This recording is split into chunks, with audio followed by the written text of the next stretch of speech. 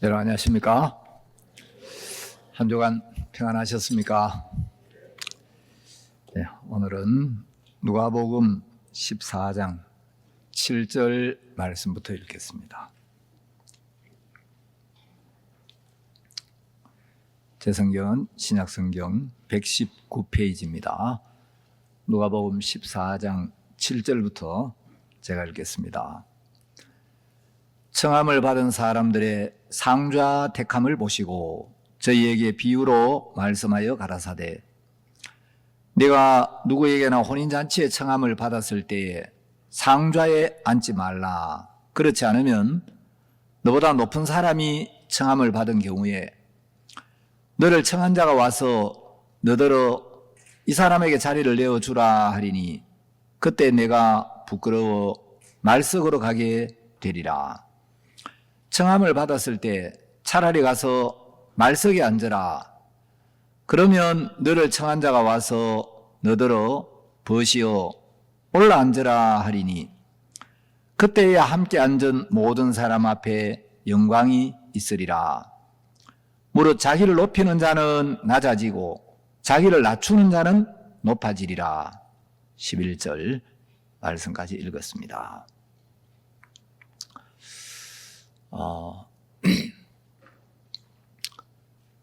이번 주에는 우리 금요일에 김천대학의 채플이 이렇게 있었습니다.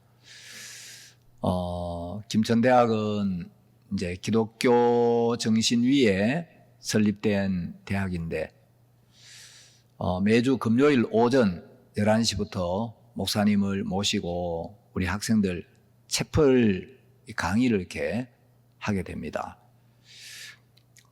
지지난주에는 이제 김천대학 채플 강의 때 가장 많은 학생들이 왔어요. 자리를 이제 꽉 채우고, 빈 자리가 없이 막 자리가 모자랄 정도로 학생들이 이렇게 와서 말씀을 잘 듣고, 또 이제 그 채플 강의실에, 이 스크린을 바꾸어서 LED로 이제 바꾸었습니다. 전에는 화면이 좀 이렇게 좋지를 않았는데, 이번에 이제 우리 교회에 이 LED 스크린처럼 화면을 깔끔하게 바꾸니까 너무 이렇게 좋았고, 원래 우리 김천대학은 학생들이 이 지원율이 113.9%, 그래서 경북에서 가장 많은 지원율을 이렇게 보였습니다.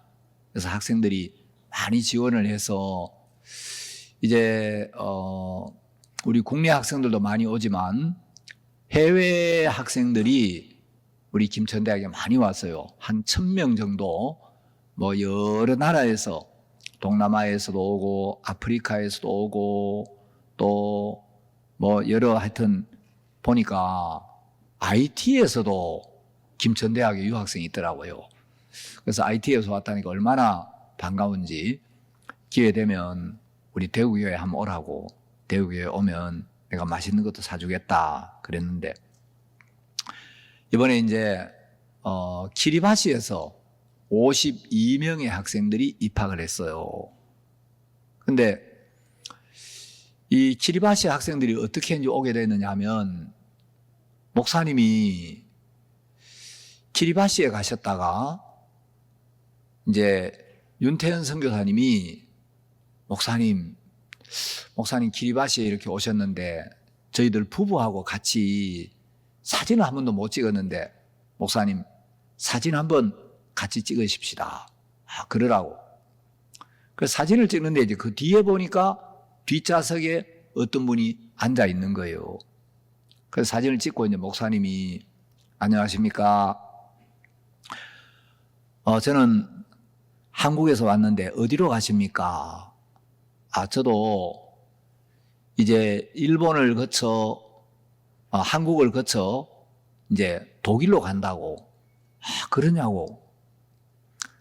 그러면 한국에 어디 묵을 호텔은 준비가 되어 있습니까? 아직 준비가 안 되어 있다고. 그러면 우리 집에 와서 주무시지요? 아이, 근데 저 혼자 같으면 괜찮은데, 제가 차관하고 국장이 같이 가는데, 그래, 알고 보니까 이분이 키리바시 이제 그 노동부 장관인 거예요. 고용노동부 장관인데, 아니, 한국에 있는 분이, 우리 집에 와서 주무시라고. 근데 혼자 같으면 괜찮은데, 우리 차관하고 국장을 데리고 가는데 괜찮겠냐고. 아니, 괜찮다고. 그래가 이제 이 고용부 장관님이 목사님 집에 와서 이제 주무시면서, 여러분, 목사님과 같이 계시면 목사님 뭐 하시겠습니까? 복음 전하지요. 그래, 복음을 전해가지고 이 고용부 장관님이 구원을 받으셨어요. 여러분, 구원받고 나니까 기쁘고 감사하고 마음이 열리겠죠. 그래, 이 세 분이 다 구원을 받았어요.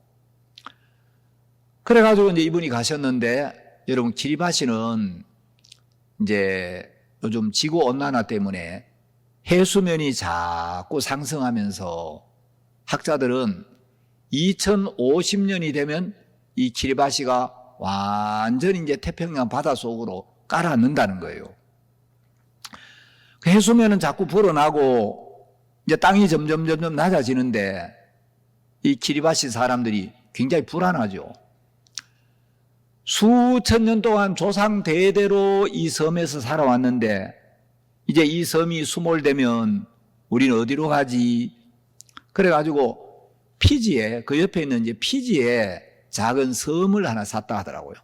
근데 그 섬에 키리바시 사람들이 다 갈 수도 없고 이분들 마음에 이제 걱정이 많은데 옛날 대통령이 계속 키리바시 국민들에게 여러분 이 섬이 침몰합니다.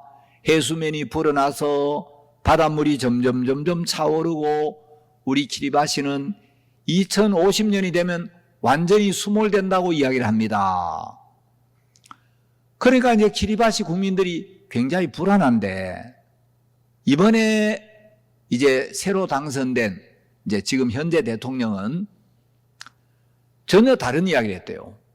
이분은 교회를 다니는 이제 하나님을 믿는 대통령인데 여러분 우리 키리바시는 절대 침몰하지 않습니다.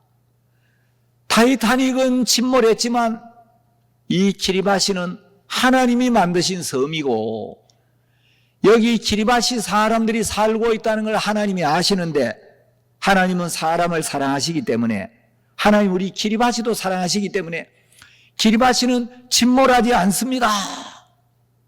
이래가지고 사람들에게 소망을 주니까 사람들이 이 대통령에게 표를 많이 찍어가지고 이분이 당선이 됐어요.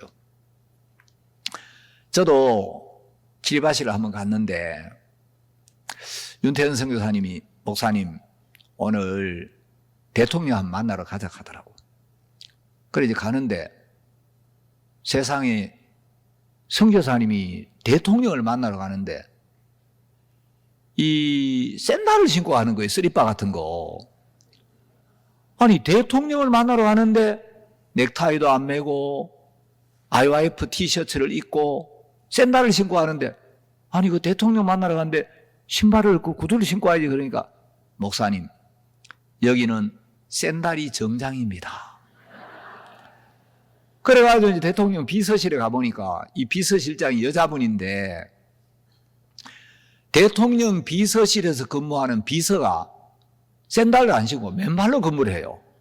날씨가 더워가지고. 이 키리바시는 그 나라 전체에서 제일 높은 지점이 해발 2m예요. 그 나라에서 제일 높은 데가 해발 2m니까 산이 있겠어요, 없겠어요? 산이 없어요. 그래서 나라가 이제 V자형으로 길쭉하게 생겼는데 비행기를 타고 가면 그 비행기가 이제 내리기 전에 나라가 작으니까 이제 이 조종사가 키리바시 전체를 한번 슉 돌아서 위에서 이제 보라고 보여줘요.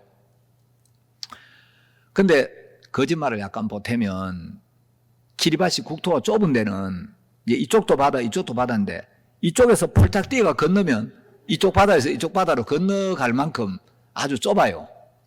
근데 나라에 뭐 자갈도 거의 없고 학생들이 맨발로 다니는 학생들이 거의 대부분이에요. 그래서 아주 모래가 부드럽고 또 바닷물이 1년 내 따뜻하니까 해수욕하기도 너무 좋고. 근데 보니까 대통령 비서실장만 맨발로 근무를 하는 게 아니고 대통령도 맨발로 근무를 하시는 거예요.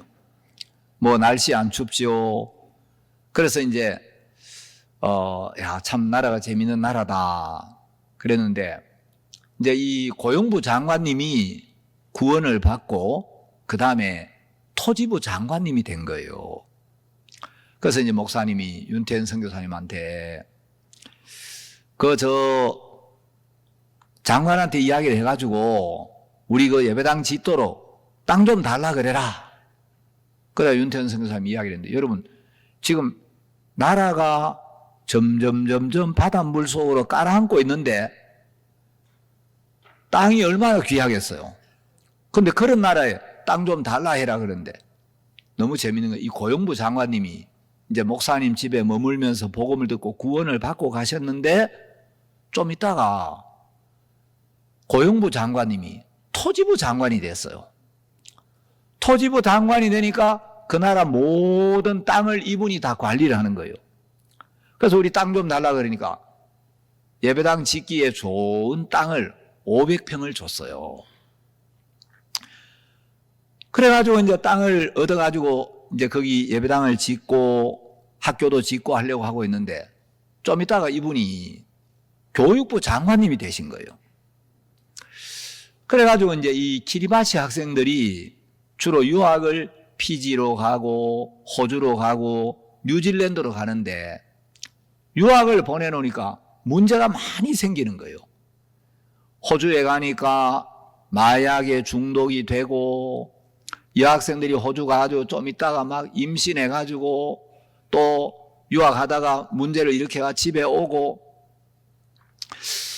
이제 이 젊은이들이 바르게 자라야 그 나라 미래가 있는데, 저는 이제 마인드 강의를 할 때마다 자주 이야기를 해요. 여러분, 정치도 중요하고 외교도 중요하고 경제도 중요하고 국방도 중요한데, 교육도 그 모든 것 못지않게 중요하다. 사람들은 역사를 잊은 민족은 미래가 없다라고 이야기를 하는데, 교육을 소홀히 하는 민족도 역시 미래가 없다. 교육이 굉장히 중요하다. 청소년들의 마음에 어떤 마인드를 넣어주느냐, 그게 그 청소년 개인의 삶, 개인의 장래, 그 사회의 미래, 그 나라의 장래, 나아가서 인류의 미래를 결정한다. 여러분, 이제 우리나라는 조선시대는 유교적인 이념을 받아들였잖아요.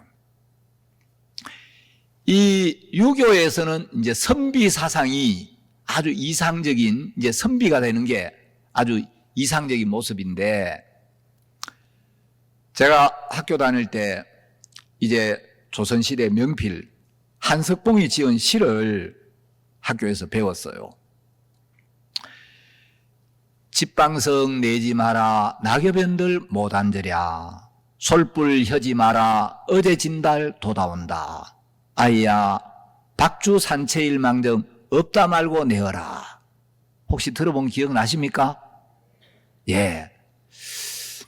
그래, 뭐 집방석, 지프로 만든 방석 내지 마라. 낙엽연들 못 앉으랴, 아무데나 앉으면 되지. 솔불 혀지 마라. 관솔불 켜지 마라. 어제 진 달 돋아온다. 아이야 박주 산채, 이제 막걸리와 그냥 소박한 술과 뭐 산나물이면 어떠냐, 그거라도 없다 말고 내어라. 그래서 조선시대 이 유학자들의 아주 이상적인 가치관이 청빈, 가난하지만 욕심 없이 깨끗하게 이제 욕망을 비우고 사는 것. 그래서 이 시조의 주제는 안빈낙도다. 편안할 빈 안, 가난할 빈. 가난하지만 물욕을 버리고 뭐 세속적인 욕망을 버리고 아주 그 도를 즐기는 것, 이제 이걸 이상으로 삼았는데, 여러분 서양은 가치관이 달라요. 자, 우리는 이제 학교 다닐 때 청빈, 안빈, 낙도, 이게 아주 좋은 거라고 교육을 받았어요. 여러분 욕심 부리지 않고 뭐 물욕이나 권력에 대한 욕망 이런 거 내려놓고 그냥 마음 비우고 욕심 없이 도를 즐기는 거 좋아요, 안 좋아요? 예? 좋아요? 안 좋아요? 의사 표현을 분명히 해야죠. 자, 좋다는 분 손 들어봐요. 괜찮아요. 이건 정답이 없으니까. 청빈, 좋다. 손 내리고. 안 좋다. 예. 또 안 좋아하는 분도 몇 사람 있네요. 근데 서양은 이 기독교 윤리를 정립한 학자가 있는데, 막스 베버라는 학자가 있어요. 이 막스 베버는 청빈을 이상적인 가치관으로 가르친 게 아니고 청부를 이상적인 가치관으로 가르쳤어요. 우리가 깨끗한 마음으로 청빈이 아니라 열심히 일하고 열심히 노력해서 사업도 하고 돈도 많이 벌어라. 그래서 욕심 부리지 말고 열심히 일하고 많이 벌어가지고 나 혼자 청빈하게 사는 거, 이거보다도 열심히 일하고 사업을 잘해가지고 돈을 많이 벌어서 그걸 자기를 위해 쓰지 말고 남에게 되돌려주고 베풀어라. 돈을 많이 벌어서 가난한 사람들, 어려운 사람들 돕고 병든 사람들 병원비도 좀 대어주고, 가난해서 공부를 하고 싶은데 공부 못하는 학생들 장학금도 주고 청부를 이상으로 삼아라. 자, 우리나라는 조선시대에 이제 계급제도가 있었죠. 사농공상, 그 사대부들, 선비들은 가장 이제 귀한 이제 계층이고, 그 다음에 이제 농사 짓는 사람, 그 다음에 공업에 종사하는 사람, 그 다음에 장사하는 사람. 그래가지고 여러분 조선시대는 정육점하고 고기 팔면 백정이라 그래요. 완전 쌍놈 중에 쌍놈 취급을 받았어요. 그렇죠? 그런데 여러분 서양에는 이 막스 베버가 직업의 귀천의식을 완전히 없애버렸어요. 직업에는 귀천이 없다. 내가 무엇을 하든지 농사를 짓든 공업에 종사하든 장사라든 모든 직업은 하나님이 주신 거다. 그래서 어떤 일을 하든 하나님이 이 일을 내게 주셨다. 그래서 그 분야에 하나님이 주신 소명의식을 가지고 열심히 일을 하도록 이렇게 했어요. 여러분 청빈도 들으니까 좋은데 청빈이 좋아요, 듣고 보니까 또 청부가 좀 더 좋은 것 같아요. 듣고 보니까 청빈이 좋은 게 아니고 청부가 더 좋은 것 같다, 이런 마음이 좀 들죠. 자, 그래서 여러분 어려서 사람들 마음에 무엇을 심어주고 무엇을 넣어주느냐, 이게 인생에서 굉장히 중요해요. 이제 헬라 제국을 건설한 알렉산더는 20살의 왕이 돼가지고 32살의 젊은 나이로 세상을 떠나는데, 알렉산더는 13살부터 16살까지 아리스토텔레스의 가르침을 받았어요. 소크라테스의 제자가 플라톤이고 플라톤의 제자가 대철학자 아리스토텔레스인데, 이 아리스토텔레스는 어린 알렉산더 대왕의 마음에 헬라 철학, 헬라 문화에 대한 자부심을 막 잔뜩 불어넣은 거예요. 그러니까 알렉산더는 어려서부터 우리 그리스 철학, 그리스 문화 이게 최고구나. 그래서 헬라 문화에 대하여 굉장히 자부심을 가지고 있고 헬라 철학을 굉장히 좋게 생각을 했어요. 그래서 알렉산더가 불과 한 10년 남짓한 기간에 유럽, 아프리카, 인도까지 3개 대륙을 정복했는데 자기가 정복한 이 영토 안에 있는 모든 사람들을 헬라화시키는 정책을 썼어요. 그래서 어떤 사람들은 이 알렉산더를 헬레니즘의 사도다. 그래서 이제 자기가 정복한 그 영역 안에 있는 모든 사람들을 헬라화시키는 이것을 헬레니즘이다. 이렇게 이야기를 해요. 자, 어린 알렉산더의 마음에 헬라 문화에 대한 자부심과 긍지를 잔뜩 불어넣으니까 그게 알렉산더 일생을 이제 주장하게 되는 거죠.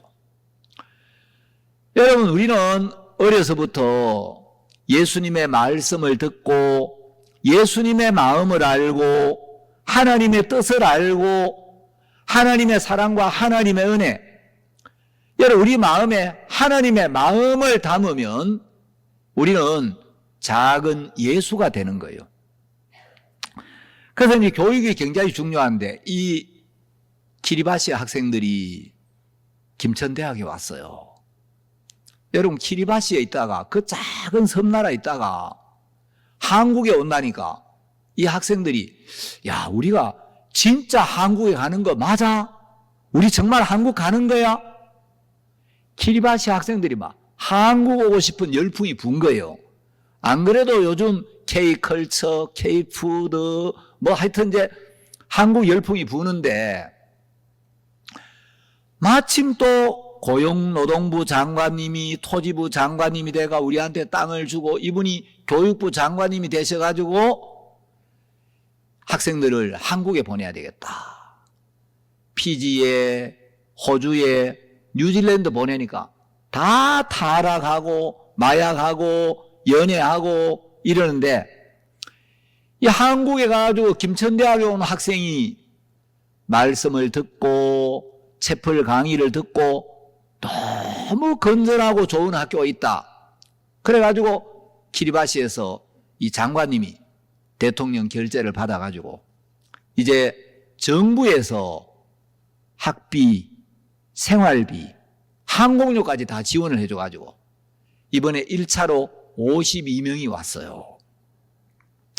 그래가 이제 지지난주에 첫 체포를 했는데 하여튼 이제 키리바시 선교사님이 52명을 직접 인솔해가 와가지고 또 김천대학 투어도 시키고 그래서 이제 우리가 학생들이 이렇게 마음을 열고 있는데 한국에 대해서 마음을 활짝 열도록 해줘야 되겠다. 그런데 키리바시 더운 데 있다가 한국에 오니까 날씨가 좀 춥잖아요. 그래서 피지에 와서 따뜻한 옷을 사려고 하니까 피지에도 또 이 학생들 마음에 드는 옷이 별로 없는 거예요. 여러분, 우리는 남아 도는 게 옷이에요. 우리 지난번에 이제 바자회를 잠깐 했는데 그래서 깨끗한 옷 좀 가져와가지고 바자회 하자 그랬는데 옷이 막 남는 거예요. 그래서 이제 우리 대구 경북 지역 자매들 이 피지 학생들 옷 사이즈를 물어가지고 집에서 안 입는 옷 입으면 좀 기부하라고. 그러면 옷이 막 너무 많이 왔어요. 이스라엘 백성들이 성막을 지을 때 모세가 애굽 백성들에게 물품을 이제 달라 해가지고 가져오라니까 막 남아 돌듯이 옷이 막 너무 많은 거예요. 그래가 이제 사이즈별로 이 학생들 막 옷을 그 학생들이 보면 되게 비싼 옷인데 그 가난한 나라에서 장관이 60만 원 받는 나라에서 와가지고 우리는 이 옷 한 벌이 막 뭐 몇십만 원씩 하는 옷을 공짜로 주니까 학생들이 마음이 열리겠어요, 안 열리겠어요? 그래 이제 체포를 마치고 목사님이 따로 이제 키리바시 학생들을 불렀어요. 그래가지고 여러분 한국에 와서 좋습니까? 좋습니다. 그래 한국 오니까 좀 어떠냐고 뭐 혹시 궁금한 거 있으면 질문하라고. 그러니까 이 학생들이 우리가 여기 와서 지금 꿈을 꾸는 것 같다고 너무 좋다고 그리고 이사장님이 우리를 김천대학에 올 수 있도록 도와주셔서 너무 감사하다고 학생들이 그렇게 행복해하는 거예요. 여러분 기회 되면 우리 대구교회도 이 학생들을 한번 초청해가지고 맛있는 음식도 키리바시에서 먹어보지 못한 맛있는 음식도 좀 먹이고, 여러분 우리 또 재밌는 프로그램 만들어가지고 학생들 즐겁게 해주고 또 대구 시내 구경도 한번 시키고 그러면 좋겠습니까? 안 좋겠습니까?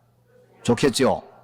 예, 그래가지고 이 학생들이 한국에 와가지고 막 보니까, 여러분 그 서울에 가면요, 우리 사역자 모임 가지면 분당에 가는 목사님들은 항상 이렇게 해요. 우리는 천당 밑에 분당인데 우리가 분당에 산다고. 그래가 막 서울 시민보다 분당에 산다. 우리는 천당 바로 밑에 분당이다.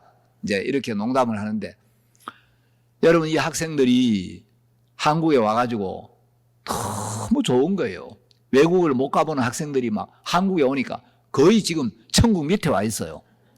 너무너무 좋아하는데 이 학생들이 막 사진을 찍어가지고 자기들 막 부모님한테 지금 한국에 와가지고 막 김천대학 밥도 너무 맛있고 학교도 너무 좋고 채플도 너무 은혜롭고 쭉 이야기를 하니까, 사진을 보니까 이 키리바시에는 학부모들이 와, 그런 천국 같은 나라가 있냐, 그래 좋은 나라가 있냐, 이번 여름 월드캠프 때 우리가 한국에 가겠다고.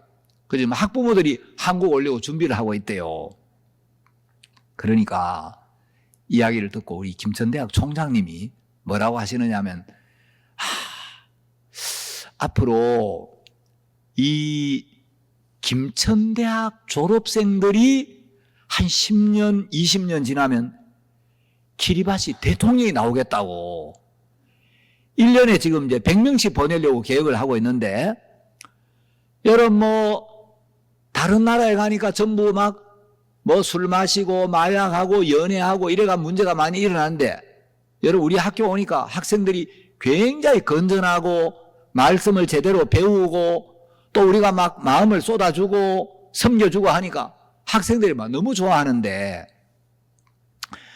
한 1년에 100명씩 오면 4년이면 400명이죠. 10년이면 졸업생이 4,000명이 되잖아요. 한 10년 일하면 이 학생들이 키리바시에서 장관도 되고 이제 키리바시에 다 요직을 차지할 건데, 그러면 이 학생들이 키리바시를 이끌어가면서 앞으로 김천대 졸업생들이 키리바시 대통령이 되겠다. 총장님이 그 이야기를 하시더라고요. 그래가지고 여러분 이제 만일에 김천대학 졸업생이 키리바시 대통령이 되면 윤태현 선교사님은 앞으로 뭐가 되겠습니까? 예? 대통령을 길러낸 위대한 목사님이 되겠죠. 그래, 대통령 돼도 항상 대통령 되기 전에 그 마음으로, 겸비한 마음으로 이제 복음을 섬길 수 있도록, 대통령이 돼도 윤태현 선교사님이 이제 그때 되면 이제 나이가 한 50대, 60대, 이제 한 60, 70대 돼가지고 윤태현 선교사님이 대통령실에 탁 가가지고, 대통령 형제가 선교사님 오셨습니까? 그럼 윤태현 선교사가 잘 지내는가? 요즘 자네 주님하고 가까운가? 나라 일도 중요하지만 주님하고 가까이 지내는 게 더 중요하네. 그래, 대통령 형제 날마다 성경 읽는가? 그래, 하루에 기도는 얼마씩 하는고? 선교사님, 요즘 제가 일이 좀 바빠가지고 성경을 좀 소홀히 하고 있습니다. 자네 그러면 안 돼. 주님하고 가까워야 돼.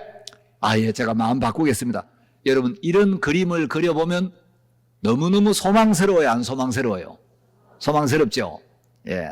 하나님 앞에 생각하면 너무너무 감사하고, 키리바시 학생들이 꿈을 꾸는 것 같다는데 우리는 날마다 꿈을 꾸는 사람들이에요. 여러분, 우리가 가진 복음은 너무 귀하고 아름다운 복음이고, 이 복음이 들어가면 사람들이 죄에서, 율법에서, 육신의 생각에서 벗어나고 삶이 깨끗해지고 밝아지고 행복해지고 건전해지고, 여러분 말씀이 들어가서 삶이 밝아지고 건전해지면 이런 학생들이 사는 주변도 밝아지고 건전해지겠습니까? 안 건전해지겠습니까? 혹시 여러분 가운데 마약하는 분 계세요? 혹시 술 마시는 분 있어요? 제가 오늘은 안 머쓱할 테니까 손 한번 들어봐요. 아무도 없어요? 담배 피우는 분 있어요? 없어요. 여러분, 예수님의 맛을 보면, 예수님의 사랑을 맛보고 예수님의 은혜를 맛보면, 예수님의 말씀의 맛을 보면 마약 하락해도 안 해요. 뭐 연애 하라 해도 안 해요. 예수님이 더 좋은데 말씀을 맛보면 얼마나 복되고 감사한지 몰라요. 여러분 예수님 말씀에 젖고 예수님 은혜에 젖고 예수님과의 깊은 사귐에 젖으면 몸은 이 땅에 있는데 여기가 행복이에요. 제가 이제 어제 그저께 우리 이광보 선교사님 모친이 세상을 떠나셔서 우리가 이제 금요일날 채플 마치고 오후에 장례 예배를 갔어요. 이광보 목사님은 이 작은 아버지가 그 진천도라는 도를 믿는데 이제 이 불교의 일종이라 그러는데 그쪽에 아주 심취하셔가지고 이제 한의원을 하시는데 절도 여러 개 지어주고 하여튼 그쪽에 아주 깊이 빠져 있는 분이에요. 근데 이광모 목사님이 이제 구원을 받고 그 아버지도 구원을 받고 어머니도 이제 구원을 받고 어머니가 이제 돌아가셨는데 그래 장례 예배에 이제 우리가 채플 마치고 이제 함께 갔어요. 갔는데 제가 이제 좀 말씀을 전하게 되었습니다. 보니까 불교 믿는 분들도 있고 또 이광모 목사님 여동생은 옛날에 내비게이터 선교회라는 그 선교회를 다니다가 지금은 이제 장로교를 다니고 또 누님인가 그분은 또 이제 또 딴 교회를 다니고 그래서 가보니까 화환들이 와 있는데 막 하여튼 뭐 불교 화환, 장로교회 화환, 또 우리 화환 있는데 제가 말씀을 좀 전했어요. 그런데 우리가 예배를 드리니까 이제 이쪽에 앉아있던 분들이 저는 이제 이 불교 믿는 분들인가 했는데 예배를 드리고 이제 말씀을 전하기 시작하니까 이분들이 막 자기들끼리 이야기하고 있다가 자세를 틀더니 제 설교를 계속 듣는 거예요.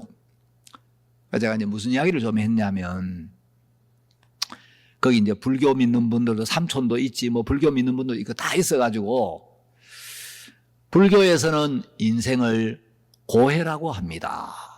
괴로움의 바다. 그래서 불교에서는 인생의 큰 괴로움이 4가지가 있는데 그 4가지가 생로병사라는 거죠.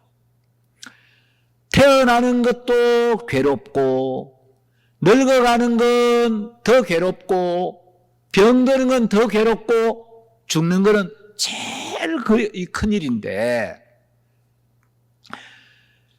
여러분 인생이 고해라고 하는데 불교만 인생을 고해라고 하는 게 아니고 성경도 인생을 고해라고 해요. 그런 거 아세요? 성경을 읽어야 알지. 자, 여기 잡으시고 스가랴라는 구약 성경이 있어요. 스가랴 10장 11절을 한번 찾아보겠습니다.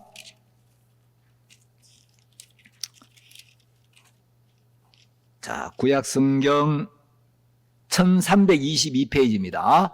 성경을 못 찾는 분들은 화면을 보시면 됩니다. 내가 그들로 고해를 지나게 하며 바다 물결을 치리니 나일의 깊은 곳이 다 마르겠고 아수르의 교만이 낮아지겠고 애굽의 홀이 없어지리라. 자, 여기 보니까 하나님이 그들로 고해를 지나게 하면 여기도 고해가 나오죠.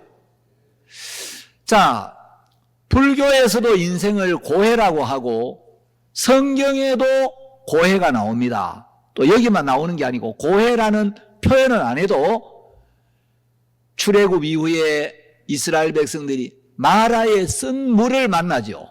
예, 그 쓴 물도 이제 영적으로 보면 고해와 같은 의미예요. 인생은 참 쓴 물인데, 쓴 건데, 여러분 성경을 읽어보면 원래 하나님이 만든 인생, 원래 하나님이 만든 세상은 고해가 아니에요. 하나님이 이 세상을 창조하실 때, 인생을 만드실 때 고해와 같은 인생을 만든 게 아니고 하나님은 파라다이스를 만들었어요. 에덴, 낙원을 만들었단 말이죠. 하나님은 세상을 창조하실 때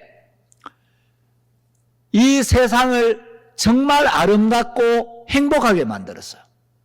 그래서 에덴을 만드셨는데 이 에덴은 낙원, 파라다이스, 에덴이나 말의 뜻은 환희, 기쁨, 즐거움 이런 뜻이에요. 하나님은 에덴 동산을 만드시고 그 에덴에 사람을 창조하셔서 에덴에 두시고 그 에덴을 맡기셨어요. 그래서 하나님은 인생들에게 복을 주시고 번성하게 하시고 땅을 정복하게 하시고 땅에 충만하기를 원했어요. 하나님이 사람을 만드실 때 하나님의 형상을 따라 하나님의 모양대로 만드셨고 하나님과 교통할 수 있는, 하나님과 사귈 수 있는 영을 주셔서 그 인생들 속에 하나님의 영이 있었기 때문에 하나님은 인생들을 복 주셨어요. 복을 주시고 땅에 충만하기를 원했어요. 그런데 하나님은 파라다이스를 만드셨는데 왜 인생이 고해가 됐는가? 언제부터 이 파라다이스가 고해로 변해버렸는가? 인생들이 사탄의 음성을 듣고 사탄 편에 서면서 하나님을 떠나게 된 거예요. 인생들이 하나님을 떠나 사탄의 이끌림을 받게 되었고 세상에 죄가 들어오면서 이 파라다이스가 고해로 변해버렸다고 성경은 이야기를 하고 있어요. 원래 이 세상은 파라다이스였는데 세상에 죄가 들어오면서 세상에 죄악이 관영하면서 하나님은 이 세상을 쓸어버리셨어요. 물로 세상을 심판하시고 노아 시대에 홍수를 내려가지고 이 세상을 물로 다 쓸어버렸는데 여러분 혹시 여러분 가운데 지질학과를 졸업하신 분이 있는지 모르겠지만 지표면에 암석들이 있는데 여러분 암석들은 여러 종류가 있죠. 뭐 화성암, 퇴적암, 변성암 여러분 이런 거 들어봤죠? 화성암이란 건 이제 화는 불화자예요. 이룰성. 이 땅에 있는 마그마, 막 용암이 흘러 이제 넘쳐가지고 이 뜨거운 이제 그 불이 마그마를 막 쏟아내가지고 그게 이제 굳어진 바위를 화성암이라 그래요. 퇴적이라는 것은 이제 이 부스러기나 알갱이가 쌓이는 걸 퇴적이라 그래요. 그 작은 이제 막 이 바위 부스러기, 알갱이 이런 게 쌓여가지고 만들어진 바위를 퇴적암이라고 하고 변성암이라는 것은 이것들이 이제 변해가지고 만들어진 바위인데 여러분 이 지표면에 있는 암석의 75%가 퇴적암이에요. 여러분 지표면에 있는 이 암석의 75%가 퇴적암이라는 사실은 언제인지 모르지만 이 지구의 최소한 75% 이상을 물이 덮었던 적이 있다는 거예요. 이 침전물이 가라앉으면서 그게 쌓여가지고 형성된 바위가 암석이에요. 이건 정확한 과학적인 사실이에요. 자, 여러분 지표면의 75% 이상이 퇴적암인데 화석은 퇴적암층에서만 발견이 돼요. 여러분 지표면에 있는 지표면의 암석이 75% 이상이 퇴적암이라는 사실은 최소한 이 지구의 75% 이상을 물이 덮었던 적이 있다는 거예요. 이게 침전이 됐던 사실이 있다는 거죠. 이거는 노아의 홍수가 아니고는 절대 설명할 수가 없어요.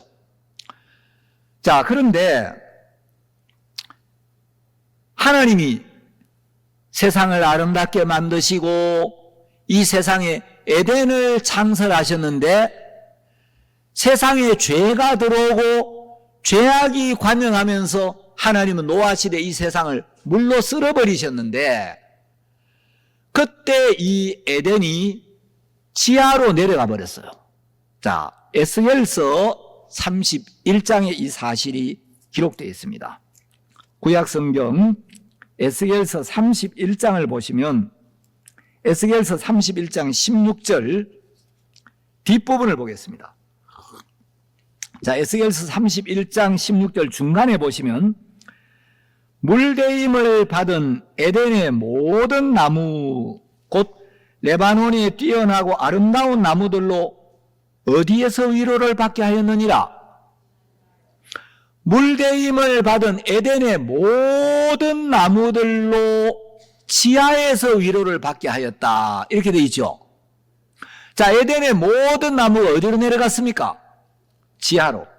자, 18절에도 에덴이 지하로 내려간 사실이 기록되어 있어요. 너의 영화와 광대함이 에덴 모든 나무 중에 어떤 것과 같은고. 그러나 네가 에덴 나무와 함께 지하에 내려갈 것이요. 자, 이게 에덴이 지하로 내려갔다고 기록되어 있죠. 여러분, 지금 학교에서 과학 교사들은 석유는 동물이 땅에 매몰되어서 이 땅에 열을 받아가지고 그 동물의 몸에서 녹아내린 기름이 석유가 되었다. 이렇게 이야기를 하고, 석탄은 식물이 땅 속으로 매몰이 되면서 그게 열을 받아가 탄화작용을 거쳐서 석탄이 되었다. 이게 오늘날 모든 과학자들이 이야기하는 정설이에요. 여러분, 왜 중동에서 석유가 이렇게 많이 날까? 전 세계 석유의 약 절반이 중동, 다시 말하면 페르시아만에서 나오는데 왜 중동에서 석유가 이렇게 많이 나올까? 여러분, 성경 지리를 연구한 학자들은 에덴 동산이 바로 중동에 있었다는 거죠. 그래서 이 에덴 동산에 많은 동물들이 서식하다가 이것들이 노아의 홍수 때 지하로 내려가서 땅에 묻혀가지고 그게 오랜 세월을 거치면서 오늘날 석유가 되었다. 자, 오늘 이제 이런 과학적인 이야기를 하려는 게 아니고 제가 무슨 이야기를 드리고 싶으냐면 하나님이 지상에 에덴을 만드셨는데 세상에 죄가 들어오면서 이 에덴이 지하로 내려가 버렸어요. 자, 노아의 홍수 때 지상의 에덴이 사라진 거예요. 그래서 여러분, 이 지상에는 에덴이 없어요. 지상 낙원이라는 건 존재하지 않아요. 근데 많은 사람들은 왜 에덴이 사라졌는지, 어떻게 해야 우리가 다시 에덴을 찾을 수 있는지, 어떻게 하면 우리가 다시 에덴 동산 안으로 들어갈 수 있는지 이 길을 모르고, 여러분, 지상의 에덴은 사라졌는데 이 지상에서 에덴을 찾으려고 이걸 해보고 저걸 해보고, 여러분, 정치인들이 지상 낙원을 건설한다고 큰 소리를 쳐요. 지상에는 절대 낙원이 없어요. 하나님을 떠난 이 세상 어디에도 낙원은 존재하지 않습니다.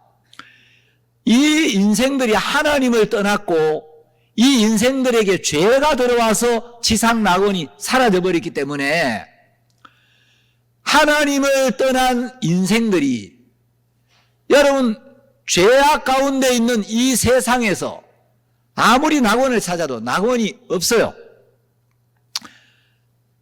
사람들이 돈을 벌면 지상 낙원 같은 삶을 살까? 권력을 잡으면, 여러분, 수많은 사람이 돈을 많이 벌어도 돈 많이 번다고 절대 지상 낙원이 오질 않아요. 박 목사님 자주 말씀하시기를, 황금은 만능일 수는 있지만 전능은 아니다. 여러분, 황금 만능주의, 황금이 만능이 될 수 있을지는 몰라도 황금은 전능은 아니에요. 아무리 돈을 많이 가져도 암에 걸리면, 아무리 돈을 많이 가져도 여러분 이런저런 인생의 어려움이나 문제가 오면 인간은 돈만 가지고 그 문제 해결할 수가 없어요. 권력을 잡는다고 해서, 여러분, 권력을 가졌다고 해서 지상 낙원이 오지를 않아요. 자, 우리가 왜 낙원을 잃어버렸는지를 알아야 돼요. 왜 파라다이스를 잃어버렸는가? 인간이 하나님을 떠나기 전, 범죄하기 전에는 두려움이 뭔지, 근심이 뭔지, 슬픔이 뭔지, 고통이 뭔지를 몰랐고, 인간이 범죄하기 전에는 수고라는 게 없었어요. 여러분, 성경에 수고라는 단어가 언제 처음 등장하냐? 인간이 하나님을 떠나고 범죄한 후에 네가 수고하고 땀을 흘려야 그 소산을 먹을 것이며, 하나님을 떠난 뒤에 인생들에게 수고라는 게 오게 됐어요.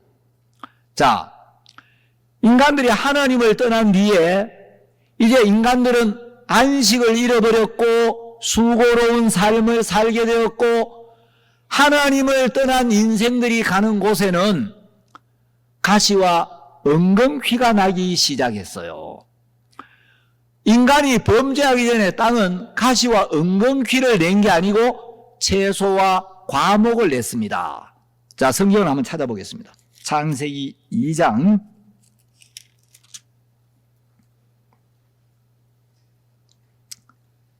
자, 창세기 1장을 먼저 보겠습니다.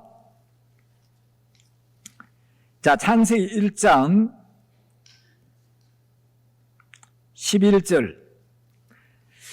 하나님이 가라사대 땅은 풀과 씨 맺는 채소와 각기 종류대로 씨 가진 열매 맺는 과목을 내라 하심에 그대로 되어. 자, 인간이 범죄하기 전에 이 땅은 풀을 내고 씨 맺는 채소를 내고 각기 종류대로 씨 가진 열매 맺는 과목을 냈어요. 자, 29절을 보겠습니다. 하나님이 가라사대 내가 온 지면에 씨 맺는 채소와 씨 가진 열매 맺는 모든 나무를 너희에게 주노니 너희 식물이 되리라. 자, 하나님이 세상에 죄가 들어오기 전에 이 땅에서 채소와 과목이 나게 했는데, 과일나무가 나게 했는데 어떤 과일나무가 나게 했냐? 2장 9절을 보겠습니다. 여호와 하나님이 그 땅에서 보기에 아름답고 먹기에 좋은 나무가 나게 하시니. 자, 세상에 죄가 들어오기 전에 땅은 채소와 과목을 냈는데 이 과목은 어떤 과목이었냐? 보기에 아름답고 먹기에 좋은 나무예요. 보기도 너무 좋고 보기도 너무 아름답고 먹기에도 너무 좋은 과목이었어요. 여러분, 보기도 좋고 먹기에 좋은 과목, 이런 걸 먹었으니까 사람들이 약 1000년 가까이 살았어요. 제가 전웅주 박사님 이제 그 설명을 좀 듣고 책을 읽었는데, 여러분, 요즘 사과, 막 부사, 이런 계량종 맛있어요, 안 맛있어요? 옛날 사과보다 크고 맛있어요, 안 맛있어요? 맛있죠? 그런데 이 사과 품종을 어떤 식으로 개량하느냐면 사람들의 입맛에 맞는 쪽으로 크고 맛있고 안시고 달게, 그래가지고 이제 품종 개량을 했는데 사과를 먹어보면 막 정말 크고 먹을 것도 있고, 요즘 여러분 막 배나 사과 진짜 맛있죠? 달고.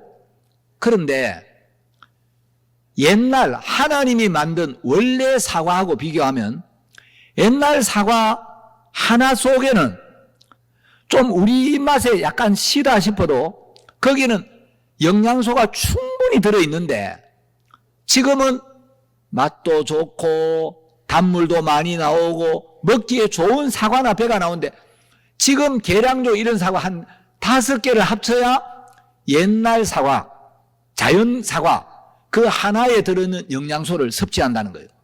크기는 크고 양은 많이 먹는데 영양소는 떨어진다는 거죠. 자, 어쨌든 보기에 아름답고 먹기에 좋은 채소와 과목이 나게 했는데 인간이 하나님을 등지고 하나님을 떠나면서 이제 땅이 채소와 과목만 내는 게 아니고 뭘 나기 시작했냐면 창세기 3장을 보겠습니다. 범죄한 후에 이제 땅에서 18절, 창세기 3장 18절 보시면 17절부터 읽겠습니다.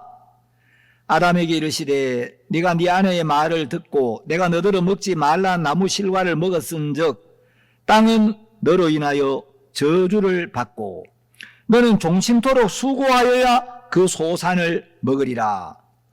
18절 땅이 내게 가시덤불과 엉겅퀴를 낼 것이라. 자, 인간이 하나님을 떠난 후로 땅이 가시와 엉겅퀴를 내기 시작했어요. 그리고 이제 19절에 보면 네가 얼굴에 땀이 흘러야 식물을 먹고 필경은 흙으로 돌아가리니 네가 그 속에서 취함을 입었다. 자, 인간이 하나님을 떠난 뒤로 땅은 가시와 엉겅퀴를 내는 거예요. 여러분이 인생을 살다 보면 부모, 형제, 가족인데 가족들이 여러분에게 가시와 엉겅퀴가 될 때가 있어요, 없어요? 가족인데 누구보다 더 가깝고 누구보다 사랑하는 가족인데 엄마의 말이 가시가 되고 아버지의 말이 엉겅퀴가 되고 자식의 말이 가시가 되고 엉겅퀴가 되고 상처를 입고 그런 일이 있어요, 없어요? 여러분, 가시와 엉겅퀴는 찌르는 거예요. 자, 가시에 찔리면 아프죠? 가시에 찔리고 엉겅퀴에 찔리면 아프고 고통이 되는데 그러나 가시에 찔리고 엉겅퀴에 찔려가 죽었다는 사람 본 적 있어요?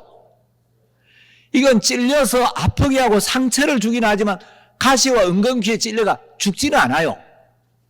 자, 하나님이 하나님을 떠난 인생들에게 이제 가시와 엉겅퀴가 나게 하고 우리가 어디를 가든지 우리를 찌르고 우리에게 상처를 주는 가시와 엉겅퀴들을 만나게 되는 거예요. 여러분, 가정에서도 부부 사이에 서로가 가시가 되고 서로가 엉겅퀴가 되고 친구의 말이 막 가시가 되고 엉겅퀴가 되기도 하고 심지어 죄 사함을 받고 구원을 받았다고 하는 형제 자매들도 생각 없이 말하고 함부로 말해가지고 막 말을 툭툭 뱉어가지고 가시가 되고 엉겅퀴가 되고 상처가 되고 그래가지고 나는 저 아무개 자매 때문에 저 아무개 말 듣고 내가 막 상처를 받았어. 내가 막 마음이 너무 상해. 목사님 말씀은 좋은데 나 저 자매 꼴 보기 싫어 교회 안 나갈 거야. 그래가지고 마음이 다치기도 하고 진짜 내가 우리 교회 딴 거는 좋은데 내가 막 그 형제가 말을 막 함부로 해가지고. 자, 여러분, 가시와 엉겅퀴는 누가 나게 한 거냐? 하나님이 나게 하신 거예요. 여러분, 가시가 나고 엉겅퀴가 나서 막 내 마음에 상처가 되고 고통이 되고 아픔이 되고 이거 좋아요, 안 좋아요? 좋아요, 안 좋아요? 자, 여러분, 하나님이 주시는 모든 것은 유익하고 복되고 좋은 거예요. 자, 가시와 엉겅퀴에 찔리고 상처를 받고 육신은 이게 안 좋은데 하나님이 우리에게 주실 때는 안 좋은 걸 주겠어요? 유익하고 우리 영혼에 복된 걸 주겠어요? 자, 가시와 엉겅퀴가 날 때 많은 사람들이 가시와 엉겅퀴를 피하려고 하고 가시와 엉겅퀴가 나는 것 때문에 고통하고 가시와 엉겅퀴를 뽑아 없애려고 해요. 여러분, 성경을 읽어보면 가시와 엉겅퀴가 나게 하시는 분이 하나님이에요. 그래서 성경은 너는 범사에 그를 인정하라. 여러분, 모든 일에 하나님을 인정을 해야 되는데 우리는 가시를 탓하고 가시를 피하려고 하고 가시 때문에 상처받아가지고 그 고통 속에 그냥 주저앉아 있고 가시를 뽑으려고 하지, 하나님이 왜 내게 이런 가시와 은근키를 만나게 하시나? 가시와 은근키가 나게 하시는 분이 하나님인데, 여러분, 하나님 앞에 나가서 하나님 왜 제 삶 속에 이런 상처를 만나게 하십니까? 왜 내 마음에 이런 고통을 주십니까? 왜 내가 이렇게 아픔을 만나게 하십니까? 하나님이 가시와 은근키를 나게 하시는 마음이 있어요. 자, 이건 두 가지 이유가 있는데, 왜 우리 삶 속에 가시와 은근키가 나냐? 여러분, 하나님과 멀어진 사람, 하나님을 떠난 사람, 하나님을 등진 사람은 어디를 가도 가시와 은근키가 나게 돼 있어요. 여러분, 돈을 벌어도, 뭐 공부를 많이 해도, 명예를 얻어도, 권세를 얻어도 어디 가나 가시가 나고 은근키가 나게 돼 있는데, 이 가시와 은근키가 나게 하시는 근본 원인이 이게 왜 나오냐? 여러분, 누구 때문에, 무엇 때문이 아니고 내가 하나님을 떠나 있기 때문에, 하나님과 멀어져 있기 때문에, 내가 하나님과 멀어져 있고 하나님과의 사귐이 멀어져 있기 때문에 하나님이 가시와 은근키가 나게 하셔서 하나님을 등지고 하나님을 떠나 나를 믿고 내 육을 쫓는 삶 속에는 가시와 은근키밖에 없구나. 어디 가도 가시가 있고 어디 가도 은근키가 나는구나. 하나님을 떠나 하나님 없이 사는 길에는 계속해서 가시를 만나고 은근키를 만나는구나. 그래서 하나님을 떠난 결과가 이렇게 고통스럽구나, 이렇게 아픔이구나. 하나님을 떠난 결과, 하나님을 떠나기 전에는 이런 가시와 은근키가 나지 않고 채소와 과목이 났고 보기에 아름답고 먹기에 좋은 실과가 열렸는데, 하나님을 떠난 뒤부터 가는 곳마다 가시와 은근키가 나는구나.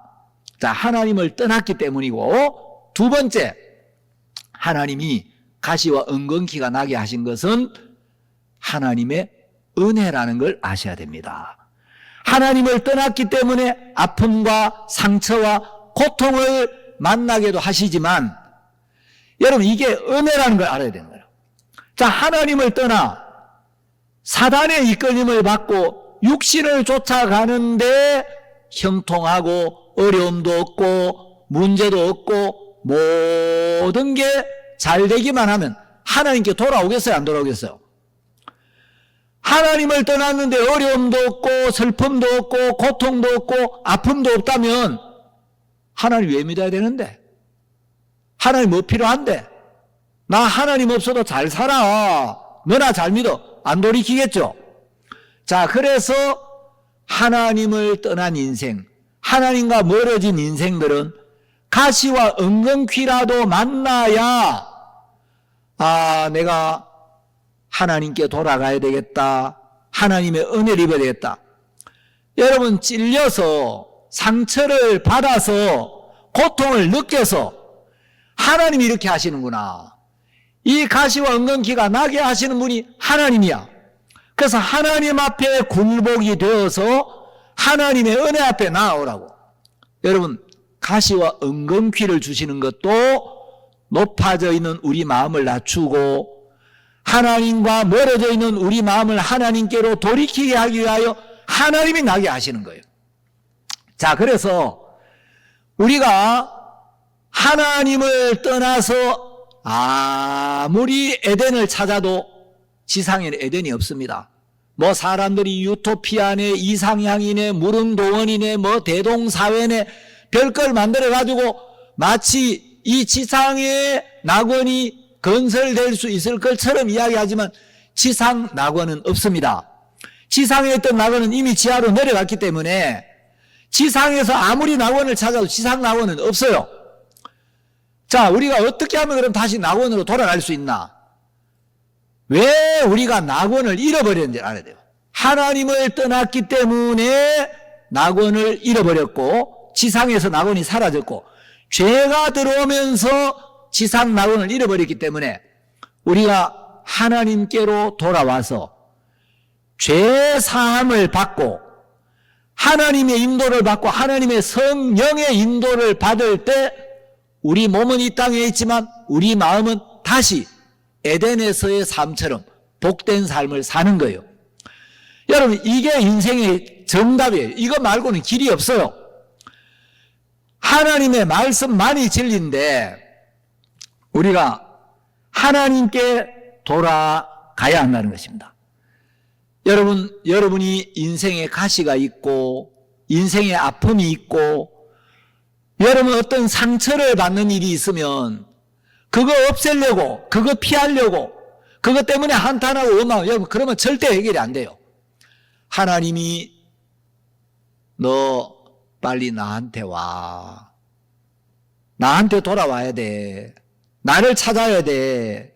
나를 만나야 돼. 하나님께 돌아오라고. 여러분 가시와 은근퀴가 나게 하신 것은 우리 육신의 고통과 아픔을 주셔서라도 우리 영혼이 하나님께 돌아오기를 원하시는 하나님의 은혜와 사랑 때문인 거예요.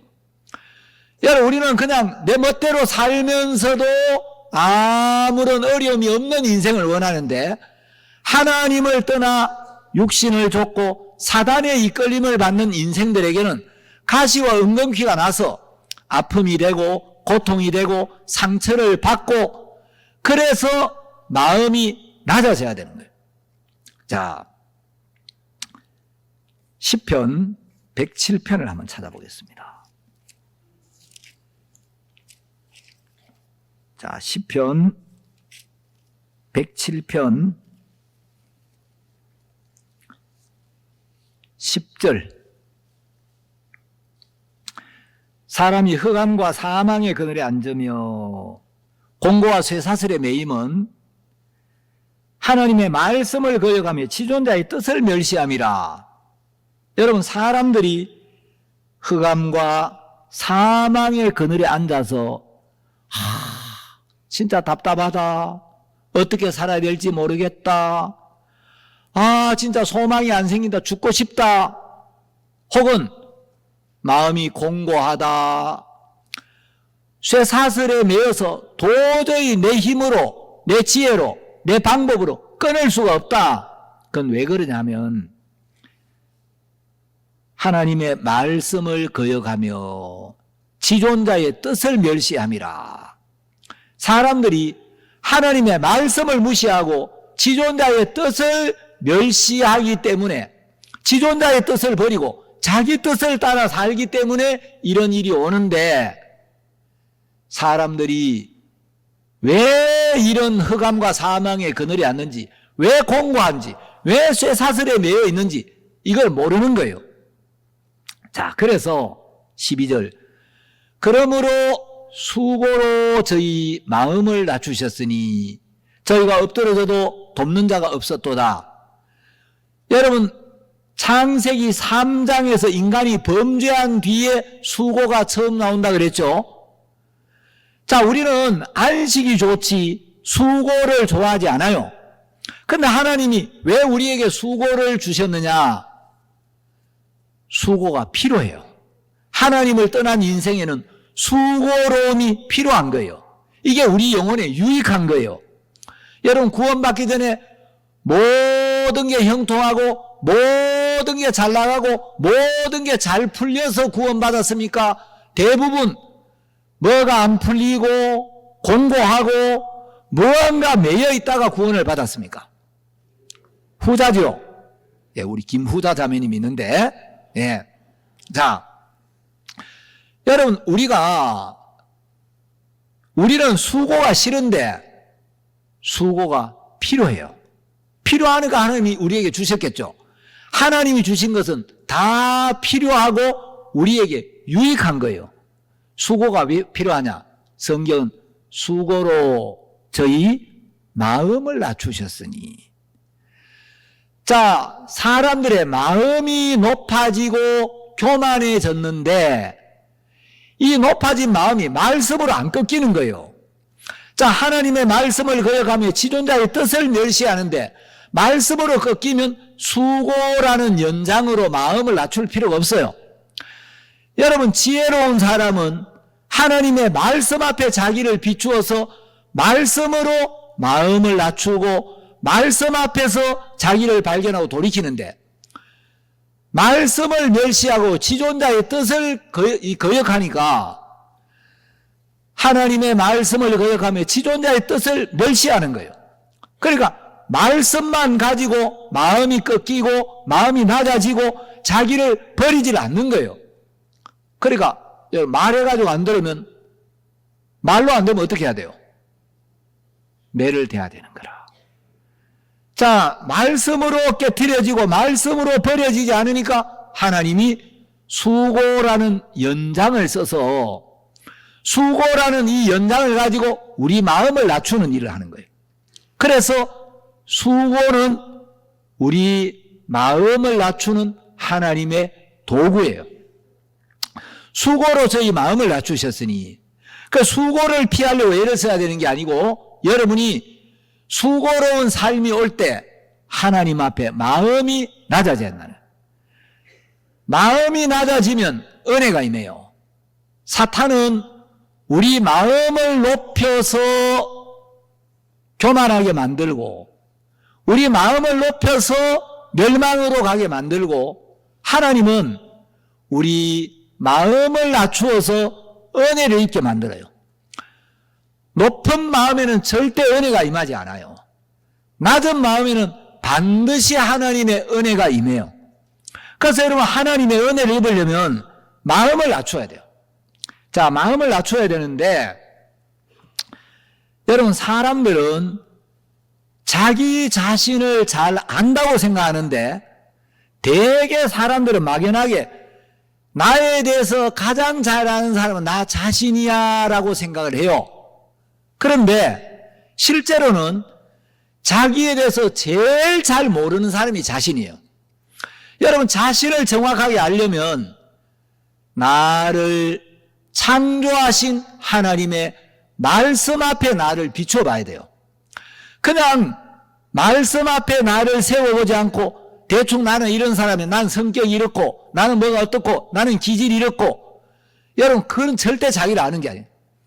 하나님의 말씀 앞에 자기를 정확하게 비추어 볼 때 내가 이렇게 미련하구나, 내가 이렇게 쏘갔구나, 내가 이렇게 교만하게 살았구나, 내가 이렇게 더럽고 부끄러운 인간이었구나, 내가 이렇게 비참한 상태에 있었구나, 그게 보여져요.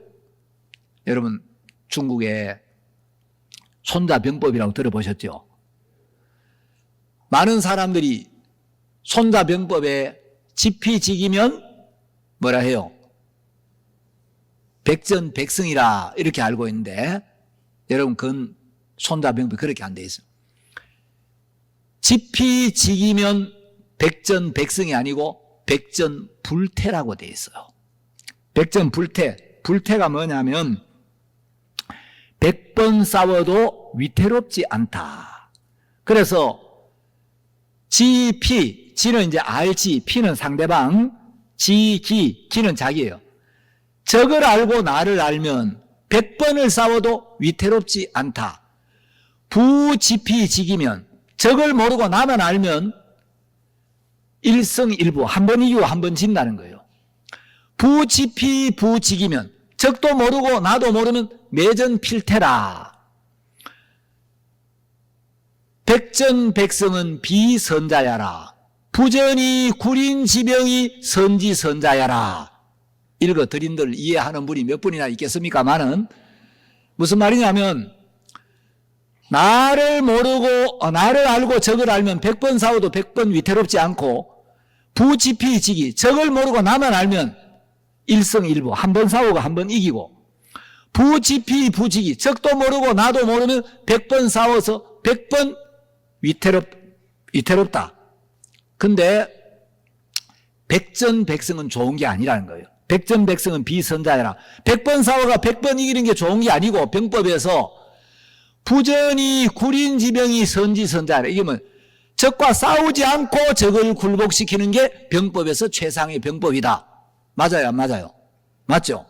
자, 여러분 신앙생활 하려면 하나님을 정확하게 알고 자기를 정확하게 알아야 돼요. 하나님이 어떤 분인지, 하나님의 마음, 하나님의 사랑, 하나님의 은혜, 하나님의 계획, 하나님의 섭리, 하나님의 의지, 하나님의 뜻, 이걸 모르고 절대 신앙이 안 돼요. 그래서 여러분이 성경을 읽고 말씀을 듣고 자꾸 교제를 나누면 하나님의 마음이 이러하시구나. 하나님이 우리를 향해 이런 사랑, 이런 은혜를, 이런 긍휼을 품고 계시는구나. 하나님이 우리에게 이렇게 하기를 원하시는구나. 이걸 기뻐하시고 하나님 이걸 싫어하시는구나.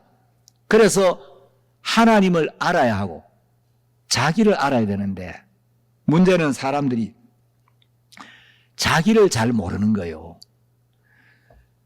여러분 신앙생활 하면서 자기 모습을 발견하는 게 굉장히 중요해요. 하나님 앞에 자기를 정확하게 비추어 보면, 하나님 앞에 자기를 세워보면 자기가 얼마나 부끄러운 인간인지, 얼마나 연약한지, 얼마나 부족한지, 얼마나 거짓된지, 얼마나 악한지, 얼마나 미련한지가 보이고, 그게 보이는 것만큼 마음이 낮아지고 자기를 알게 되는 것만큼 자기를 신뢰하는 마음을 제하게 되고, 자기를 발견하는 것만큼 자기를 기대하지 아니하고 하나님의 은혜와 긍휼을 구하게 되고 하나님을 바라보게 되고 하나님을 의지하게 되어 있어요. 자기 모습이 안 보이면 자기를 신뢰하고 자기가 자기를 지키려고 하고 자기가 자기를 세우려고 하고 자기가 자기를 가리우려고 하고 자꾸 자기가 자기를 방어하게 되고, 여러분 그러면 신앙이 안 돼요. 그래서 여러분들이 하나님 앞에 자기 모습을 비추어 보고 하나님 앞에 나가보면 자기가 보이게 돼 있어요. 그런데 많은 사람들이 자기 모습을 깊이 깨닫고 자기 모습을 정확하게 발견하고 자기를 믿는 마음이 자여지고 예수님의 십자가를 받아들이는 게 아니고 자기 모습을 깊이 모르고 그냥 예수님 우리 죄를 사했구나, 죄가 없어. 죄는 사함 받았는데 자기를 버리지는 않는 거예요. 그래서 죄는 없다고 하는데 교회는 나와요. 자기가 처리가 안 되고 자기 모습이 안 보이니까 말씀은 좋은데 복음은 좋은데 자기에 대해서 한마디만 딱 하면, 자기 조금만 딱 건드리면 발끈하는 거예요. 그게 회개가 안 된 신앙이란, 자기를 하나님 앞에 세워본 적이 없는 거예요. 자, 로마서 3장 4절을 보겠습니다. 여러분 말씀을 아무리 많이 들어도 이 말씀이 여러분의 마음하고 연결이 돼서 하나님의 말씀이 마음으로 받아지고 마음으로 아멘이 안 되면 이론밖에 안 돼요. 그건 아무 소용이 없어요. 정말 말씀을 마음으로 받아서 이 말씀 앞에 여러분의 마음이 굴복되고 말씀이 마음에 연결이 되는 게 중요해요. 자, 로마 3장 4절, 그럴 수 없느니라. 사람은 다 거짓되되 오직 하나님은 참되시다 할지어다. 여러분 사람은 다 거짓되다 그랬죠. 여러분 신앙생활 하다가 어떤 자매가 말이야 어떻게 저럴 수가 있어, 저 형제는 말이야 그래 안 맞는데, 그건 사람을 기대하기 때문에. 구원을 받았든 안 받았든 주님하고 멀면 거짓된 사람이 될 수밖에 없어요. 내가 주님과 마음이 하나가 되고 주님과 연결이 되면 겸손하고 진실하게 살 수밖에 없고, 주님과 멀면 별 수 없어요. 주님하고 멀면 거짓되게 살 수밖에 없어요. 제가 대구 와서 약간 충격을 받은 일이 있어요. 어떤 형제님이 사택에 이제 저를 만나러 왔는데 제 아내를 만났어요. 제 아내한테 사모님, 저는 참 진실한 사람이거든요. 이렇게 이야기를 했대요. 이 구원이 좀 있으면 구원받은 지가 지금 교회 안에 있는 지가 1, 2년이 된 사람이 아니에요. 교회 안에 짬밥이 굉장히 많은 형제님인데 사모님, 저는 진실한 사람이거든요. 이 구원부터 다시 정밀 검사를 해야 돼요. 여러분, 교회 안에 이렇게 말씀을 오래 들었는데 말귀를 못 알아듣는 거예요. 자기 모습이 안 보이는 거죠. 그 형제님만 그러는 게 아니고 여기 많은 사람이 그래요. 여러분, 성경은 사람은 다 거짓되다 그랬어요. 자, 여러분 한번 생각해 보세요. 여러분은 대체로 어떻게, 내가 가끔씩 거짓말 할 때도 있어. 나도 가끔씩 내 마음을 속일 때가 있어. 나를 가리울 때가 있고, 내가 좀 엉큼할 때도 있고, 포장할 때도 있는데, 그래도 내가 진실할 때도 많지. 내가 때때로 진실하고, 때때로 거짓되지. 자, 여러분, 나는 항상 거짓되다고 믿습니까? 솔직하게, 이론 따라가지고 이제 답은 다 아니까. 솔직하게 여러분, 내가 거짓될 때도 있고, 진실할 때도 있지. 그렇다고 내가 항상 거짓되다. 그렇지는 않지. 자, 항상 진실하다. 1번. 때때로 진실할 때도 있는데 때때로 거짓될 때도 있다. 내가 참말을 할 때가 많지만 거짓말 할 때가 종종 있어. 나는 항상 거짓말만 하고 내가 하는 모든 건 거짓된 거야. 자, 1번 손 들어봐요. 나는 항상 진실하다. 예. 누가 손을 들었어요? 예. 자, 예. 이 손 들면 심각한 겁니다. 지금 이제 이 손 들면 이 영적 귀머거리예요. 자, 나는 대체로 진실하다고 생각을 하지만 그래도 입장이 곤란하면 난처하면 때때로 거짓말도 불수불수 하는 편이다. 그러면 손 들어봐요. 솔직하게. 좋습니다. 솔직한 분들에게 주의 은혜가 입혀지기를 바랍니다. 나는 항상 거짓되다. 나라는 인간은 늘 거짓되고 악하고 이거 더럽고 이거 믿을 게 못돼. 항상 악하다. 예, 손 내리세요. 이 손든 분들은 마음으로 얼마나 이 경지에 도달했는지 잘 모르겠어요. 좀 사상이 의심스러워요. 예, 한번 정밀 검사를 해봐야 되는데. 자, 여러분 이런 생각을 해봅시다. 왜 거짓되냐 하면요, 여러분이 정말 진실하다면 여러분의 옳음을 내세우는 것만큼 여러분 옳지 않음도 내세워야 여러분이 진실한 사람이죠. 맞아요? 여러분 어떤 일에 여러분이 옳은데 그 옳음을 주장하는 것만큼 여러분 옳지 않을 때 여러분의 옳지 않음도 내세워야 여러분이 진실하잖아요. 그렇죠?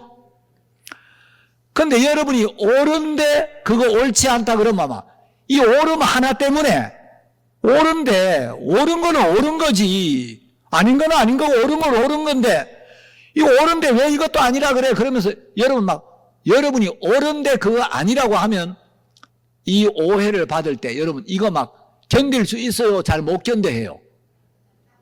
옳은데 옳지 않다 그러고 막 맞는데 틀렸다 그러면 여러분 마음에서 막 여러분의 결백함을 입증하고 싶은 여러분의 의가 막 강하게 솟아올라가지고 이거 인정 안 해주면 나 교회고 뭐고 필요 없어. 신앙이고 뭐 다 때려치울 거야. 그런 식으로 가야 안 가요. 결과적으로 여러분 마음에 막 일어난 여러분의 옳음이 하나님을 버리고 멀어지게 해요. 그럼 여러분의 옳음을 주장하는 만큼 여러분의 옳지 않음도 꼭 같이 주장해야 여러분이 진실한 사람이잖아요. 그래요, 안 그래요? 근데 여러분 옳은 걸 세우는 만큼 여러분 옳지 않음도 세웁니까? 여러분 옳지 않은 거 없어요? 여러분 부끄러운 거 없어요? 더럽고 악하고 부끄럽고 가증스러운 거 한두 가지 아니죠. 근데 여러분, 옳지 않은데 옳다고 인정해주면 기분이 좋아요, 안 좋아요? 예? 영적이지 않은데도 아이고 우리 자매님 진짜 영적이라 그러면 기분이 과히 불쾌하지 않죠? 양심에는 좀 캥기지만 그래도 듣기는 좋아요, 안 좋아요? 듣기는 좋죠. 그런데 내가 진짜 정직한 사람이라면 내 옳음을 주장하는 만큼 옳지 않음도 주장해야 돼. 그래가 나는 영적이지 않은데 누가 나를 영적이라고 한다든지, 나는 믿음이 없는데 누가 나를 믿음이 좋다고 한다든지, 나 진실한 사람 아닌데 진실하고 한다고는 막 화를 불같이 내면서 형제님 일로 와봐요. 내가 얼마나 더러운 놈인데, 얼마나 나쁜 놈인데, 내가 얼마나 험난하고 얼마나 가증스러운 인간인데 왜 나 진실하다 그래요? 나 진짜 열받아 미치겠네. 이거 막 진짜 막 내가 막 환장하는데 이거 빨리 이야기해봐요. 내가 얼마나 더러운 놈인데 왜 좋은 사람이라 그래요? 형제님 이거 빨리 이야기해봐요. 나 이거 해명 안 하면 나 못 참아. 나 이거 해명 안 하면 나 교회가 뭐 다 때려치울 거예요. 그런 사람 있어요? 없죠? 그래서 여러분이 거짓되다는 거예요. 그래, 옳음을 주장하는 만큼 옳지 않음도 막 목숨 걸고 주장해야 되는데, 자기 옳음을 탁 건드리면 막 발끈하는 사람들은 옳지 않은 거는 그만큼 가리워요. 왜? 옳음을 주장하는, 결국은 자기를 세우려는 마음이 바닥에 깔려있기 때문에 이 사람은 자기를 정확하게 본 적이 없는 거예요. 이게 여러분 웃을 이야기지만 이게 웃을 이야기 아니에요.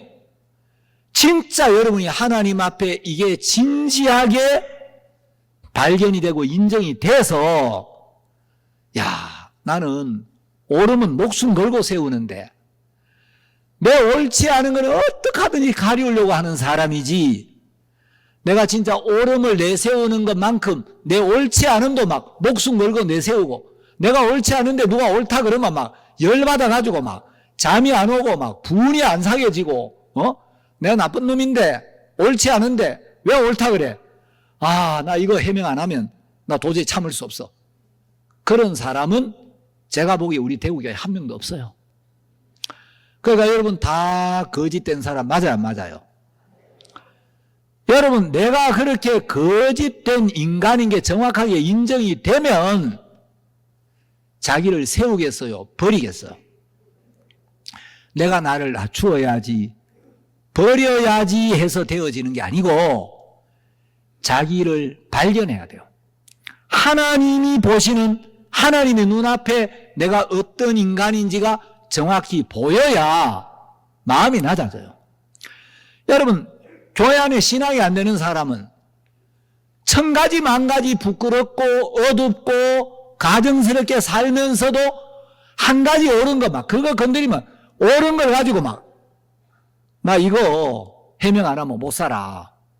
그 사람은 한 번도 자기를 꺾어본 적이 없는 거야. 왜 못 꺾겠어요? 자기가 안 보이는 거예요. 자기 모습이 안 보이니까. 자, 시간이 많이 갔습니다. 오늘 제가 누가복음 14장을 읽었는데, 여러분 누가복음 14장 11절에 보면 무릇 자기를 높이는 자는 낮아지고 자기를 낮추는 자는 높아지리라. 여러분이 내 마음에 내가 나를 세우려는 마음이 작용하면 여러분 하나님과 상관이 없다는 걸 알아야 돼요. 여러분이 정말 여러분 자신의 모습을 하나님 앞에서 정확하게 봤다면 여러분이 무시당하는 거, 오해받는 거, 그걸 마땅히 받아야 돼요. 왜? 내가 악한 인간이기 때문에, 거짓된 인간이기 때문에 여러분이 여러분 자신을 정말 비우는 게 어렵지가 않아야 된다는 거죠. 그런데 내가 나에 대해서 한마디 들으면, 한 소리 들으면 견디지를 못하는 거라. 이 사람은 자기 자신을 본 적이 없는 사람이에요. 참된 회개가 된 적이 없는 사람이에요. 물론 우리가 순간순간 좀 유괴에 이끌릴 때 있지만 근본 하나님 앞에 자기가 정확히 보인 사람은 자기를 변명하고 따지고 이유대고, 여러분 그거는 하나님 앞에 전혀 회개가 된 적이 없어요. 왜 회개가 안 되냐? 자기를 본 적이 없어요. 자, 여기 예수님은 우리가 상석에 앉지 말고 말석에 앉으라. 여러분은 상좌가 좋아요? 말석이 좋아요? 예? 머리는 말석이 좋고 마음은 상좌가 좋죠? 여러분 인정받는 게 좋아요? 무시당하는 게 좋아요? 인정받는 게 좋죠? 자, 그런데 예수님의 말씀이 진리죠. 여러분이 높아지고 싶으면 낮아져야 돼요.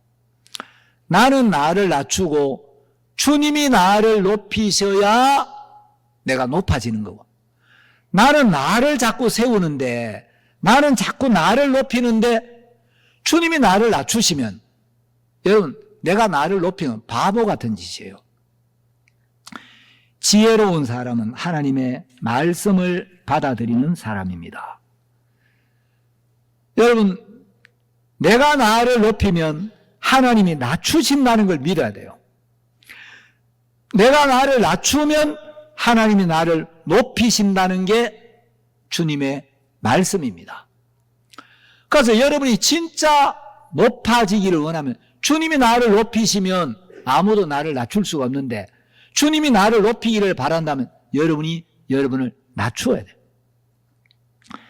사탄은 우리를 높여서 패망으로 이끌고, 하나님은 높아진 우리 마음을 낮추고 비우게 해서 은혜를 입히시는 일을 하십니다.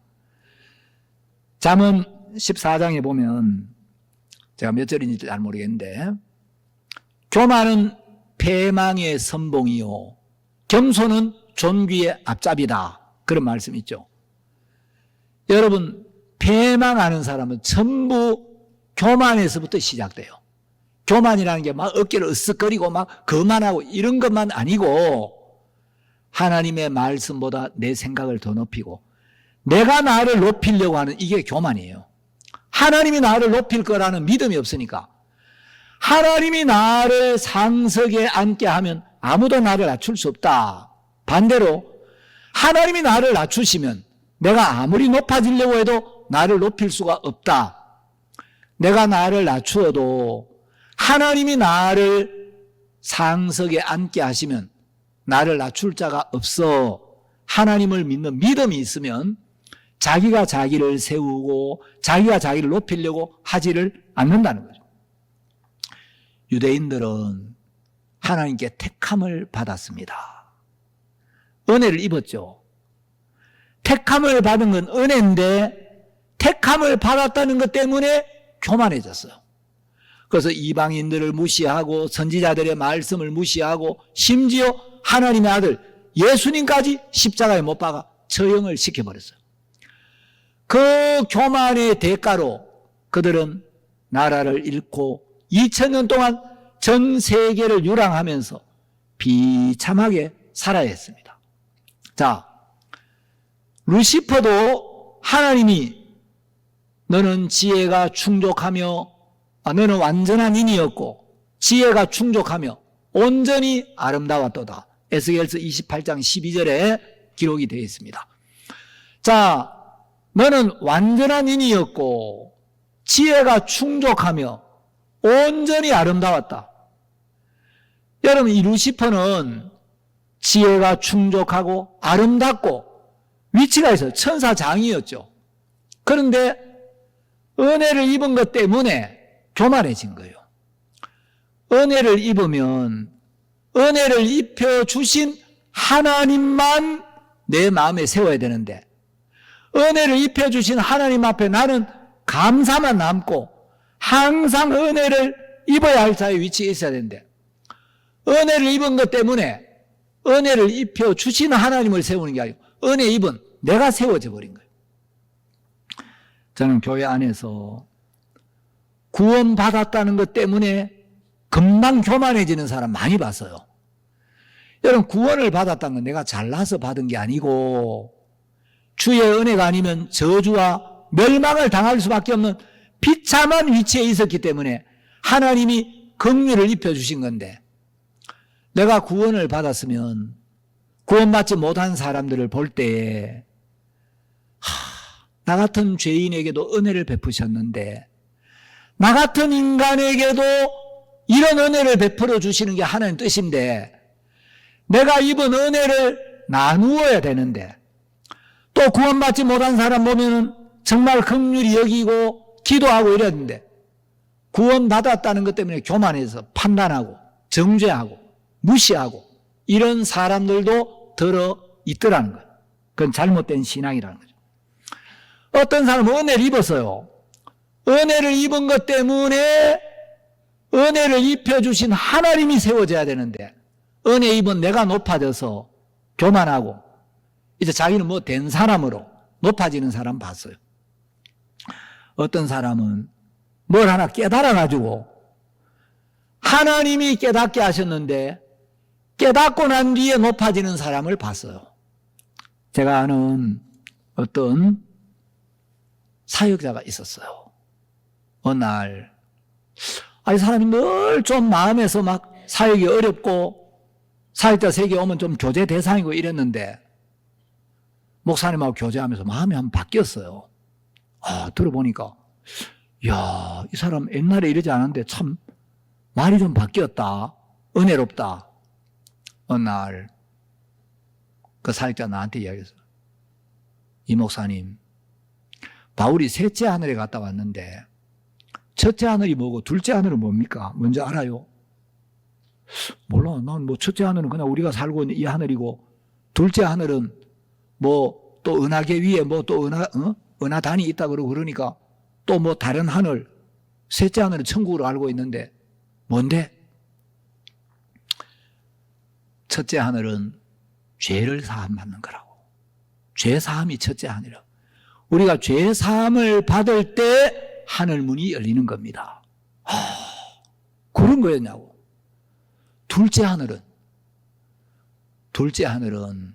자기를 끝내는 거라고. 죄는 사함 받았지만 자기를 버리고 자기가 처리가 안 되면 둘째 하늘의 세계에 못 들어간다고. 그런 거였냐고. 셋째 하늘은, 그까지 이야기해주면 이제 알아서 깨달아야지. 뭔데 셋째 하늘은? 그건 알아서 생각해보라고. 이야, 신령하네. 어째 이런 걸 다 터득했어? 와, 놀랍다. 얼마 안 지나니까 사역자 세계 떠났어요. 삶이 개판이 되어버렸어요. 여러분, 깨닫고 교만해지면 안 깨닫고 겸손한 것만 못해요. 여러분, 구원받을 때도 성령이 역사해서 복음을 깨닫게 해줬잖아요. 그렇죠? 여러분, 복음 여러분이 지혜로워서 깨달은 거예요? 하나님이 깨닫게 해주셔서 깨달은 거잖아요. 사탄은 은혜 입으면 은혜 입은 것 때문에 교만하게 만들고, 쓰임 받으면 쓰임 받은 것 때문에 교만하게 만들고, 깨달으면 깨달은 것 때문에 교만하게 만들고, 모든 게 은혜로 된 건데 사탄은 우리를 높이게 해요. 여러분, 하나님 앞에서 오래오래 은혜를 입고 하나님과의 깊은 사귐을 가지고 성령의 인도를 받는 복된 삶을 사시려면, 여러분이 셋째 하늘 갔다 와도, 바울은 셋째 하늘 갔다 와도 그거 아무것도 아니라 하더라고. 여러분, 셋째 하늘을 갔다 와도 그게 중요한 게 아니고 자기 근본을 정확하게 발견하고 마음이 근본에 머물러 있어야 돼요. 저는 목사님과 같이 지내면서 목사님 가까이에서 제가 제일 많이 듣는 말 중에 하나가 뭐냐면, 목사님은 엄청난 역사가 있고 뭐 대통령이 구원을 받고 귀한 깨달음이 있고, 여러분 목사님 그 성막이라든지 또 다윗의 삶 막 이런 책들을 한번 읽어봐요. 진짜 이야, 말씀 너무 놀랍다, 너무 은혜롭다. 그런데 목사님은 수많은 대통령들이 구원을 받고 장관들 구원받고 총장들 구원받고 목회자들 막 엄청난 목회자들 구원으로 인도해도 늘 우리하고 모임을 가지시면 내가 아무것도 아닌 사람인데, 내가 아무것도 아닌 인간인데, 그걸 막 거의 매일 이야기하셔요. 그래서 목사님은 오래오래 복음의 일에 하나님이 쓰시는 겁니다. 마르틴 루터가 죽기 전에 마지막 메모를 하나 남겼어요. 루터가 남긴 마지막 메모가 뭐였느냐면, 그리스도인은 언제나 하나님 앞에 거린이다. 그리스도인은 항상 하나님 앞에 은혜의 거린이다. 거린은 구걸하는 사람. 여러분, 은혜를 입어도 깨달음이 있어도 쓰임을 받아도 근본에서 떠나면 그때부터 신앙에 문제가 생겨요. 이건 주님이 하신 거고, 주님 제가 은혜를 입었을 따름입니다. 은혜를 입혀주신 주님 당신만 영광을 받으시고 저는 아무것도 아닙니다. 내가 아무것도 아닌 자, 무시당해도 별로 억울할 거 없는 자, 그 위치에서 여러분의 마음이 떠나면 그때부터 신앙에 문제가 생긴 거예요. 하나님 앞에 자기 자신을 정확하게 알면 하나님 앞에 아무 할 말이 없고 매일매일 은혜가 필요한 사람인 걸 여러분 마음으로 고백할 수밖에 없는 것입니다. 여러분, 주님은 교만을 굉장히 싫어하셔요. 예수님의 마음은 겸손한 마음이에요. 예수님과 가까운 사람은 절대 교만해지지 않아요. 우리가 어떻게 내가 겸손해져야지 그래서 겸손한 게 아니고, 여러분이 겸손해지려고 노력해서 겸손해지는 게 아니고, 가장 겸손한 분이 예수님이기 때문에 예수님과 여러분이 가까울 때 겸손해져요. 예수님과 멀면서 절대 겸손해질 수 없어요. 성경도 안 보고 기도도 안 하고 하나님 앞에 자기를 세워보지도 않으면서 겸손해지는 방법은 없습니다. 주님과 가까워지면 저절로 겸손한 주의 마음이 흘러들어와서 여러분도 겸손해질 수밖에 없다. 그래서 여러분이 마음이 낮아지고 겸손해질 때 주님의 은혜가 여러분에게 임하고 하나님이 그 마음에 복을 주실 줄로 믿는 것입니다. 오늘 말씀은 여기까지 드리도록 하겠습니다.